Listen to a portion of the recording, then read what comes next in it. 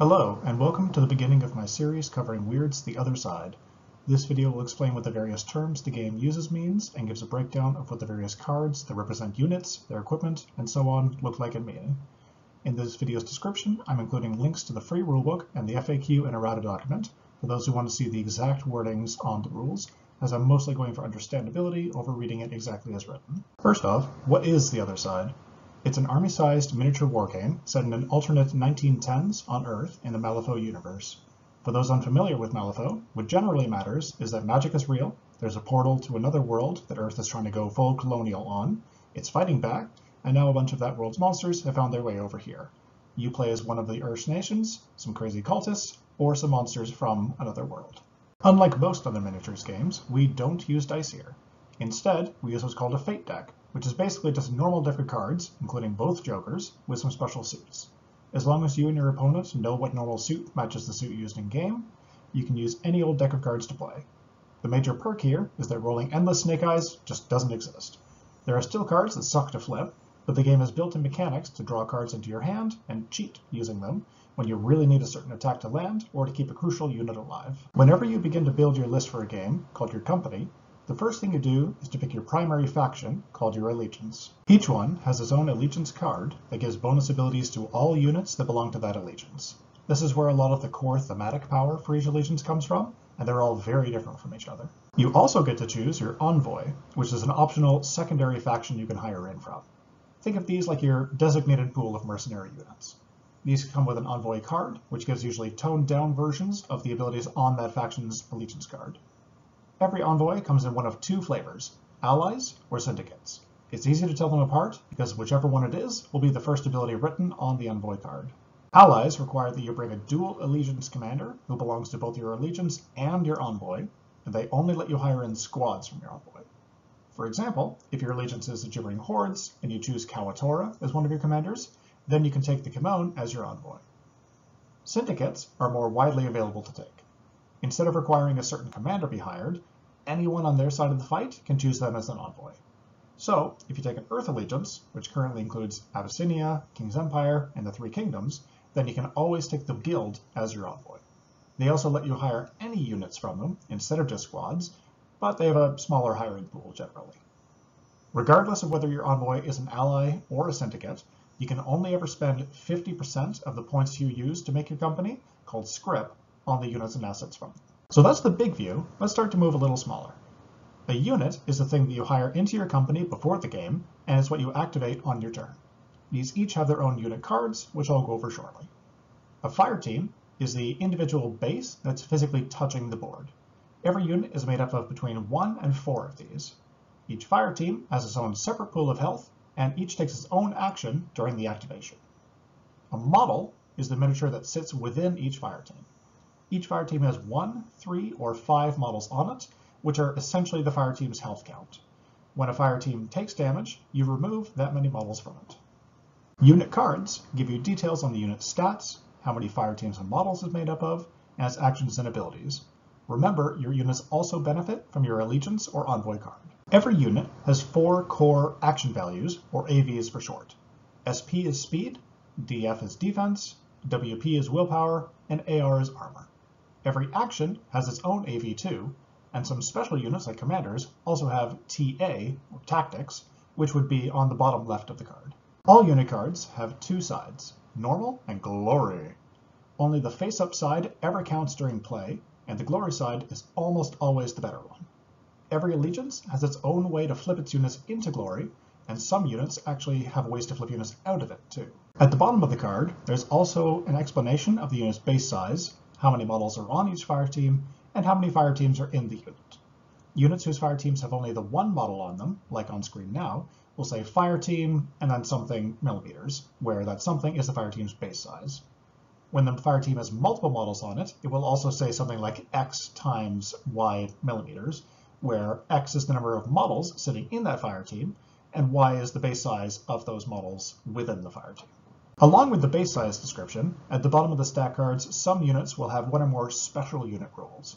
The 3 cards I put on screen include an example of every one of these. In alphabetical order, Champion. When these take damage, they can make friendly squad Fireteams within 3 inches take the damage instead, with any excess damage still hitting the initial target. They also get to attach 2 assets instead of everyone else's normal 1. Combined arms. These get an extra Fireteam with its own unit card, which is named in the brackets. That other unit card can't attach its own assets. Its special Fireteam can only be reinforced back if it's attached to a squad, and when their attached unit flips to or from glory, their card does as well. Commander. The leaders of your company, they get 1 extra morale action every activation, and in most game modes, you'll get extra victory points for killing the enemy's commanders. Reserves. These get to bring back 2 plus the bracketed number of models when they reinforce, instead of just the normal 2.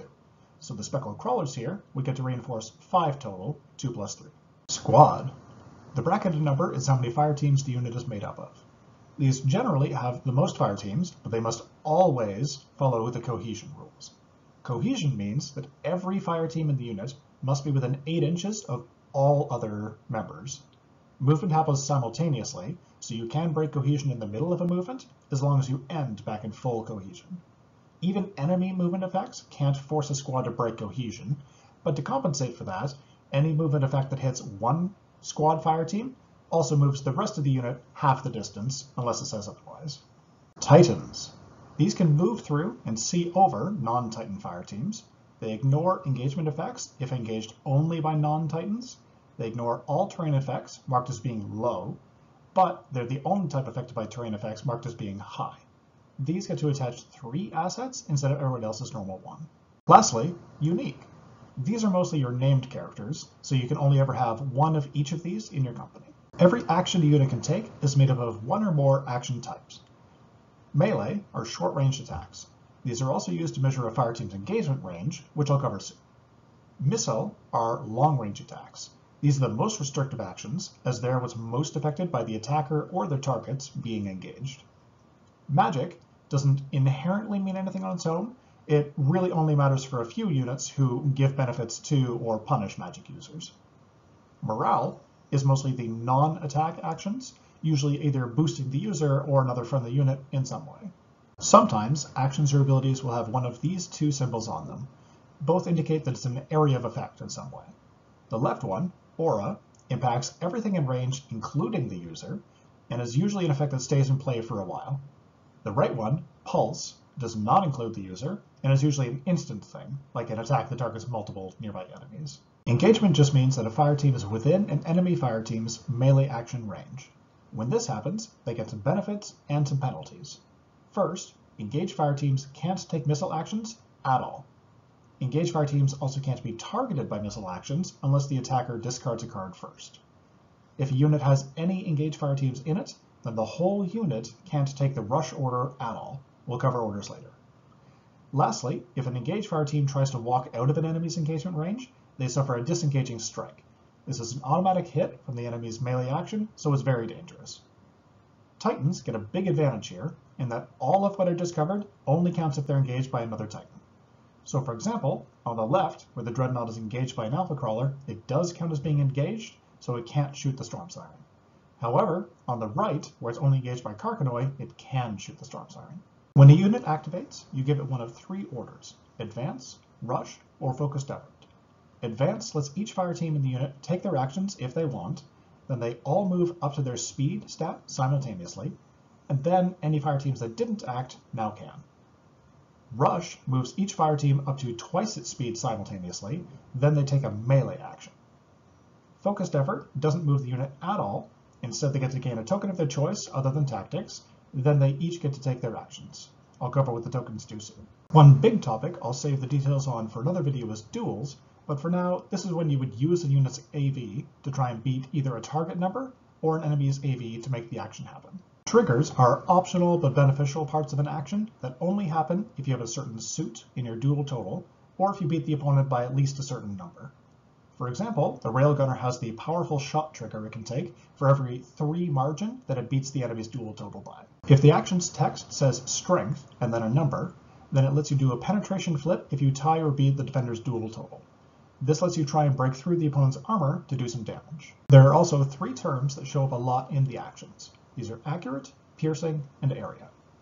Accurate means that this action can never kill more than a single model, but you choose what model on the Fireteam is killed, and champions can't pass off this damage to a nearby squad.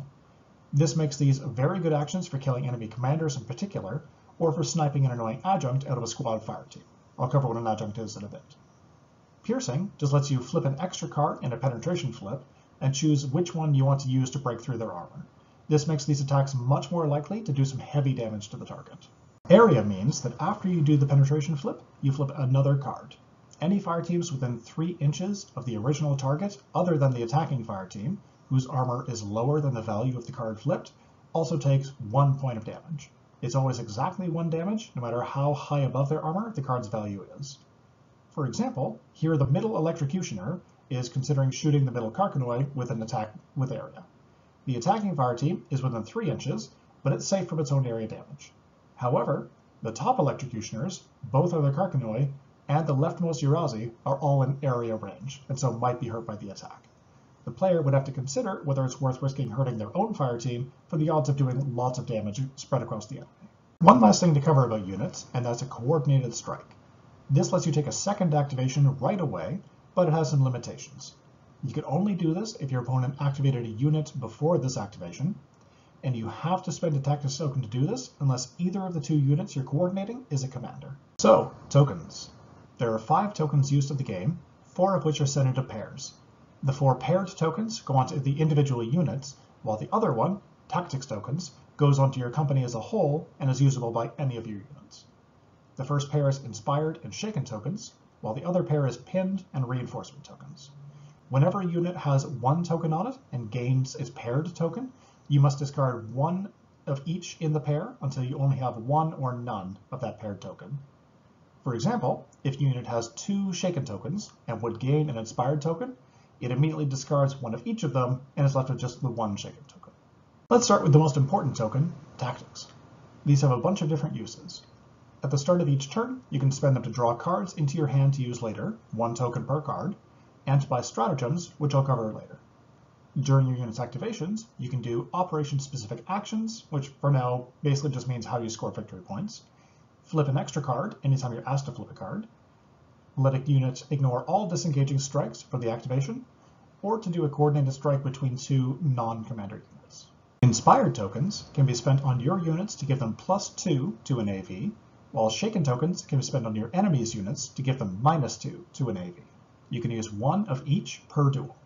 For example, the artillery team here has an AV of 3 on its attack, while Fenton has a defense of 7 while in glory.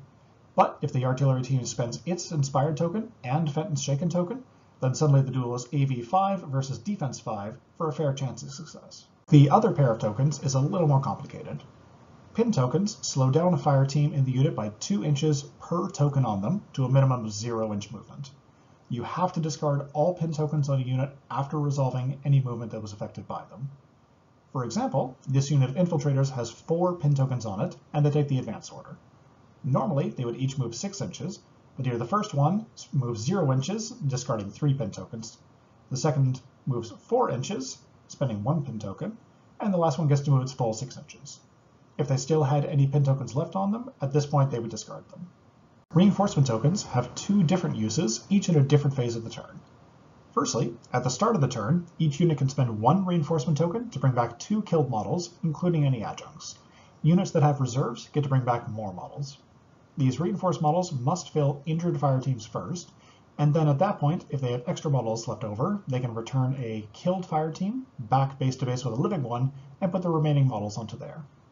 For example, these South Whale Borderers have reserves 1, so they bring back 3 models total.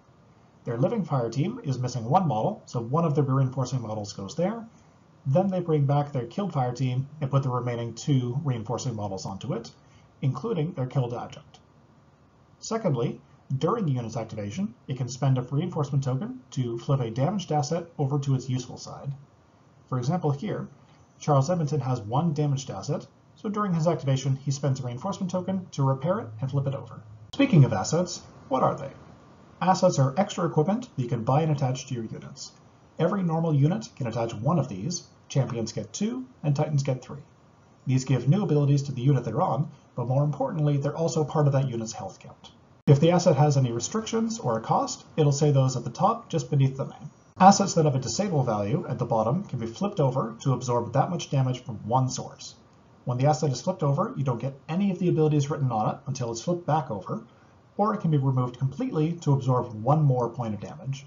It would usually be a huge mistake to not equip the maximum number of assets onto your single model units because this is so much of their health count. Adjuncts are squad-specific assets that replace one of their models with a special one that gives that fire team an extra attack and another ability.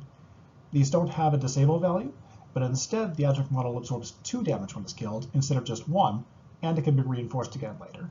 The last kind of card to cover are Stratagems, which are hidden super moves. When you're hiring a company, you can choose 6 of these to bring with you, and at the start of each turn, you can pay its cost at the bottom, which reveals something to your opponent and makes them available to be used at the start of one of your activations. These come in a huge variety, covering movement, damage, heals, buffs and debuffs, etc. Each allegiance has its own pool of stratagems to choose from, which is where a lot of their own personality comes from. Markers are effects that stay on the board to indicate some special terrain or another important board state. These are 50 millimeters in diameter, unless it says otherwise, can't be placed touching other markers, also unless it says otherwise, and fire teams never block another fire team's line of sight to a marker. Objective markers are the most common of these and are used for scoring victory points in various ways. There's one last topic to cover, and that's the difference between how new things are put into play during the game. There are 3 terms depending on what's being made: create, summon, and attach. Create is for new terrain and markers. These are friendly to the company that made them, last all game, and can't be made touching other terrain. Summon is for new units. These come in with 1 fire team at full health, and they can't interact with objective markers at all on the turn they're summoned. Attach is for new assets. They have to follow the same restrictions you'd have if you were buying them when making your company, like the maximum asset limit per unit and what units can take them. And that's it. That's all the terms you need to know and what they mean. In later videos, I'll go into actually how to start up and play a game, how to perform duels, and maybe some allegiance breakdowns too, if there's interest. I hope to see you all there, and happy gaming!